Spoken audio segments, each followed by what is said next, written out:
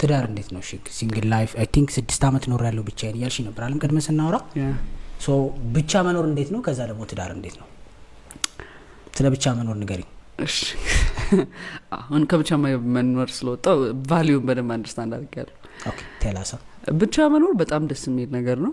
ሰዎች ከማግባታቸው በፊት ኤክስፒሪየንስ ቢያረጉት ብዬ አድቫይስ ማድረገው ነገር ነው። በፍጹም ነጻነት፣ በብዙ ሀስል፣ የቤት ኪራይ መክፈል፣ ኢች ኤንድ ኤቭሪ ወጪን በማውጣት በፈለክበት ሰዓት ገብተ በፈለክበት ሰዓት መውጣት፣ የመረጥከውን ህይወት መኖር፣ የማትወደውን ነገር አለማድረግ፣ የመረጥካቸውን ጓደኞች ማድረግ፣ በወደድከው ልክ የወደድካቸው ነገሮች የምታደርግበት ስፍራ ምንድነው ሁኔታዎች ብቻ መኖር ነው።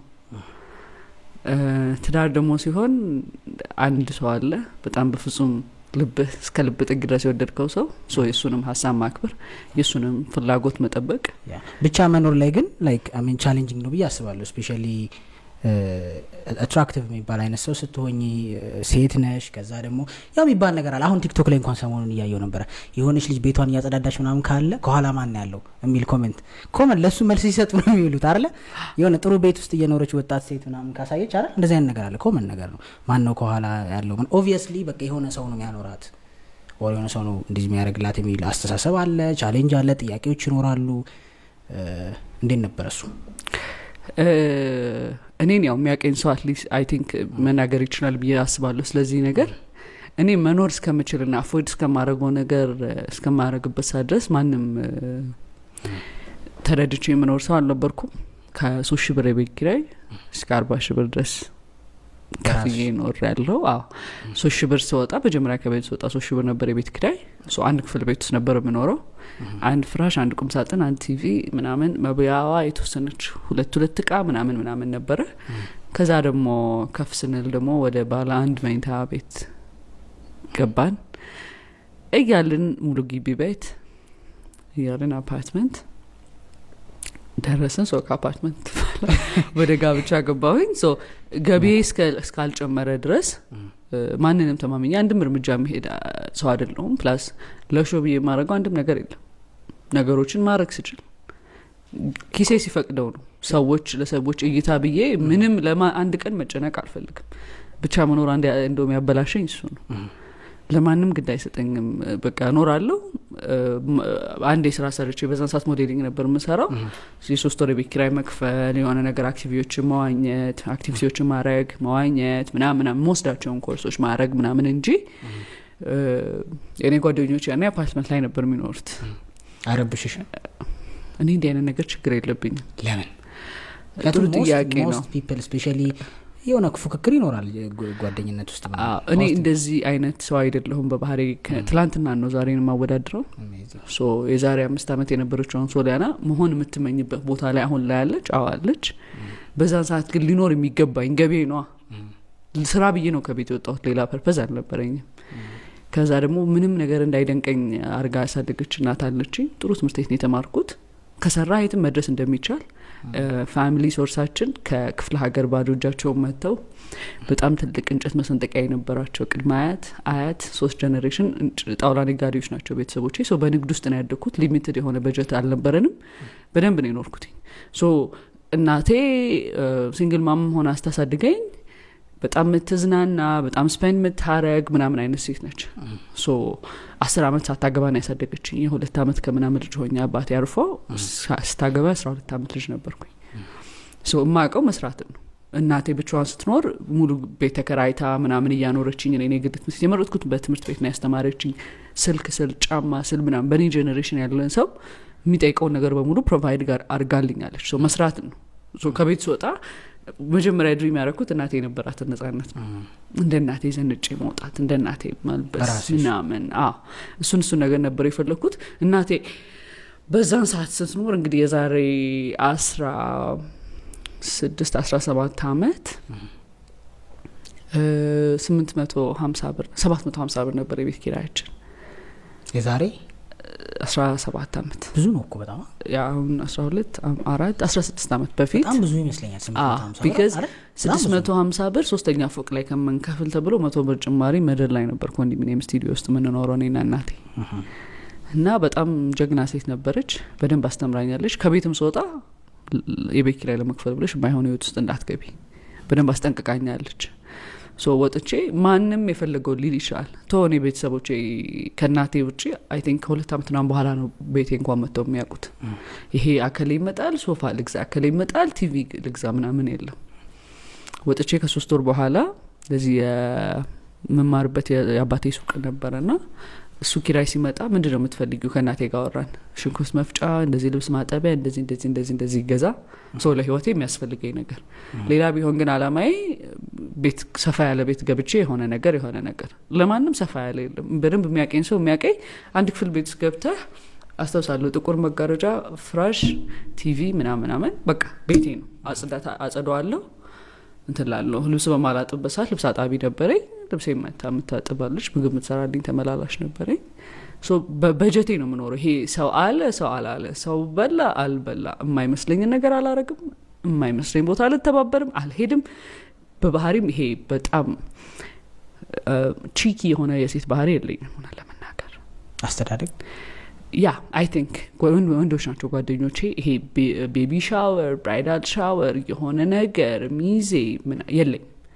ይሄ ጓደኞቼ ሲያደርጉ ከማየት ያለፈ ሄጄ እዛ ነገር ላይ መሳሰል አልወድም። አንድ አይነት ልብስ ከነሱ ጋር ማድረግ ምናምን በቃ ሲያገኙኝ ተቃቅፈን ሶሊ ምናምን ጥሩ ጊዜ አሳልፈን ከመለያየት ውጪ አስታውሰው የሚጠሩኝ ሰው አይደለሁም። እኔም አሁን ለራሴም ህይወት ላይ ስትመጣ የማረገው ነገር አይደለም፣ አላረኩትም። ቲፒካሊ ወንድ ባህሪ ያ እኔ ብዙ የሚስበኝ ነገር አይደለም። ምክንያቱም አሁን እኛ ሃፒ በርዝዴይ ምናምን ልደቴ አላውቅም። 20 ዓመት ማቆ ጓደኛዬ ልደት ቀኑ እንኳን አላውቅም፣ እሱም አያውቅም። እኔ ደግሞ አንድ ቀን በዘመኔ ለራሴ ልደት ወጪ አውጥቼ አላውቅም። ለምን? ሴቶች ትወዳላችሁ ልደት ነው? ኖ እኔ ሃፒ በርዝዴይ ይባላለሁ። እናቴ ለሊት 6 ሰዓት ነው የወለደችኝ። ለሊት 6 ሰዓት ተኩል እናቴ ደውላ ሃፒ በርዝዴይ ትለኛለች። ቫልዩ የሚያደርገኝ ጓደኞቼ ቴክስት ያደርጉልኛል። ሰርፕራይዝ መደረግ ከሆነ ሰርፕራይዝ ይደረጋለሁ። ለልደት ብዬ ፎቶ ተነስቼ አላውቅም፣ በእድሜ ማለት ነው። በልጅነቴ በደምብ ተከብሮልኝ ያደኩት መሰለኝ። አሁን ላይ ብዙም ልደታ ይሄ እንዴት ነው ሰዎች ብለው የሚያደርጉት ልክ በዛ ልክ የሚስበኝ ሰው አይደለሁ። አሁንም ስፔሻሊ አሁን የዛሬ 2 ወር ልደቴ ነበር። አክቹሊ ከሰው ላለመመሳሰል ነው ወይስ ሲጀመር ኢንትረስቱም አለመኖር? አንዳንድ ሰው እንደዛ አይደለም። አሁን ይሄ ፊኛ አበባ ምናምን ተደርጎ ኬክ ምናምን አድርገው ብዙ ጓደኞቼ ይነሳሉ፣ አደንቃለሁ። እኔ ሞራሉ የለኝም። ይሄ የለኝም። ኢነፍ አግኝቻለሁ ነው እኔ እንጃ አይገርምም። የለኝም እንደዚህ ለልደት ቤት የተነሳው ፎቶ የለኝም። ያ እኮ ለምንድን ብለሽ ታውቂያለሽ? ሶሊ የወንድ ባህሪ ነው። ሞስትሊ ወንዶች አሁን እንደዛ ነን አይደል? ሞስት የምታውቂው ወንዶች እውነት ለምን ያን ኢምፓክት ነው ላይክ ወንዶች ጋር ብዙ መሆንሽ ነው ላይክ እንደዚህ አይነት ሴሌብሬሽኖች ምናምን ነው ከዛ በቃ እናቴ አይ ቲንክ ሬዝ ያደረገችኝ መንገድ መሰለኝ። ምግብ እንድገረም አድርጋ አላሳደገችኝም። ልደት ተከብሮለት ያደገ ሰው በዛ ልክ ለምን ይሆናል ብዬ ነው ማስበው። ኦልሬዲ ልደቴን 20 ምናምንኛ ጊዜ ያከበርኩት ከሆነ nothing new next year እግዚአብሔር እድሜና ጤና ከሰጠኝ አከብረዋለሁ ነው ብዬ ማስበው። ስለዚህ አሳስብሽ ያ ሶ ከኮንፊደንስ ጋር ይገናኛል። አንዳንድ ነገሮችን ሰዎች የሚያደርጉት ከኮንፊደንስ እጥረት ነው ብለሽ ታስቢያለሽ? ፕሩፍ ማረገው ነገር የለም በላይፍ ለማንም ሰው ምንም ማስረዳው ነገር የለም። ከናትሽ ማትረሹ ነገር ምንድነው? ነፍሷን በገነት ያርግልን። ሶ ከናትሽ ማትረሽ ጭንቅላትሽ ውስጥ የቀረ ነገር ምንድነው? እንደ ፕሪንሲፕል ይዘሽ ያለሽ? ምክንያቱም ያው እንደምትነግሪኝ ኢምፓክት ያደረገች እሷ ነች በብዙ ነገር። ሳይ ኖ የሚል ቃል አላት በጣም እኔ ራሴ ኖሮኝ ከዛ ፕሩፍ አድርገው በጣም እንዳንቺ አይነት ሰው በሆንኩ እባላለሁ። የማላምንበትን ነገር አላረግም፣ አላስመስልም፣ አልዋሽም፣ አልፈልግም፣ አላረግም፣ አልወደም፣ አልሄድም እላለሁ። ምንም ነገር ላይ ምንም አይነት ስህተት ውስጥ ካገኘኸኝ ከተገኘው እዛ ቦታ ላይ አምኜበት ነው ያደረኩት። ሙሉ ጋራንቲ ሁሉ ወስድ ማለት ነው። ጥፋት ምንም አይነት ጥፋት ሳይመስለኝ ግን አንድ እርምጃ አልሄድም። ለማንም ስሜት ስላልሄድም ምንም አይነት ነገር ቢመጣ አልሄድም። ስቲል ላይፌ ላይ ቻሌንጅ የሚያደርገኝ ፍሌክሲብል አይደለሁም ነገሮች ላይ። አልመሰለኝም ልክ ካልሆነ ልክ አይደለም። ሁኔታዎችን አመሳስዬ ምናምን ትናንቅር እንዳይላት ምለው ነገር የለም። ኢፍ ዩር ና ፖዚቲቭ ፎር ሚ ለምን ዋይ ውድ አይ ኪፕ ዩ ሶ አላውቅም። ድራማ መች ያ ኤክስፕሌንም አላረግም። ይሄ አንዳንዴ የወረድኩ ይመስለኛል አለ አይደለ? በቃ ጥጌ ልጄ ነው የምኖረው። መስራት የመጨረሻ ያረፈችም ቀን ያወለችኝ ስሪ አንቺ ትቢተኛ ስለሆንሽ ስሪ። የሚሰራ ሰው የወደደውን ይኖራል፣ የወደደውን ይበላል፣ የወደደውን ይለብሳል፣ የወደደውን ይሆናል። ብላንቺ አይነት ትቢተኛ ሰው መስራት ነው ኢነርጂውን እና ኮንፊደንሱን ኪፕ የሚያደርገው ነው። አለበዛ ጥገኛ ትያለሽ ነው ያ አይ ሀሳብ ይሄ በቃ ኖ ማለቴን ትወደዋለች ተረተኛ ሶ ኖ ማለቱን የሚቀጥለው ሶ የራሱን ሀሳብ የሚያሳካው በመስራት ሂደት ውስጥ ነው የምትሰራ ሴት የፈለገችው ምርጫዋን ትኖራለች ወደሚል አመለካከት ነው ያላት ሶ ኢንዲፔንደንሲ ላይ በጣም ሰፖርት ታደርጊያለሽ ማለት ሴት ልጅ መስራት አለባት ለሴት ብቻ ሲሆን ለምን ኢንዲፔንደንሲ እንደሚባል አላውቅም እሱን ቃል ብዙ አፕሪሺየት ማድረግ ሰው አይደለም ያ አሜን ላይ ካመጣጣችን ላይ ካልቸራል ዋይስ ምናምን ሴት የቤት እመቤት ነበረች ወንድ ደግሞ ይሰራል ዛስ ስትራክቸር አለ ያደግንበት የፋሚሊ ስትራክቸር እንደዛ ነው ከድሮ ጀምሮ እኛ ላይ ላይሆን ይችላል ምናልባት አዎ ግን ያው አንድ ነገር ልንገርህ ሰው 18 ዓመት ቤተሰብ አሳድጎት ራሱን መቻል ግዴታ ነው ኢንዲፔንደንት ናት ተብሎ አፕሪሺዬሽን አያስፈልገውም ሌላ ኤክስትራ ነገር ካላረክ አሁን ለስራ ስለሰራው ለባሌ ውለታ ያዋልኩለት አይደለም መስራት አለብኝ ለራሴ ግን ሶሳይቲም ሶሻል ሚዲያው ምኑ የሚያስተምረው ወንድ ልጅ ሴትን ቴክ ኬር ማድረግ ነው እኔ ኢንዲፔንደንት የሚባለው ነገር ብዙ አይመቸኝም I am emotionally dependent ብዙ ሰው ላይ አሁን ከባሌ ፋይናንሻሊ ኢንዲፔንደንት ለሆነ እችላለሁ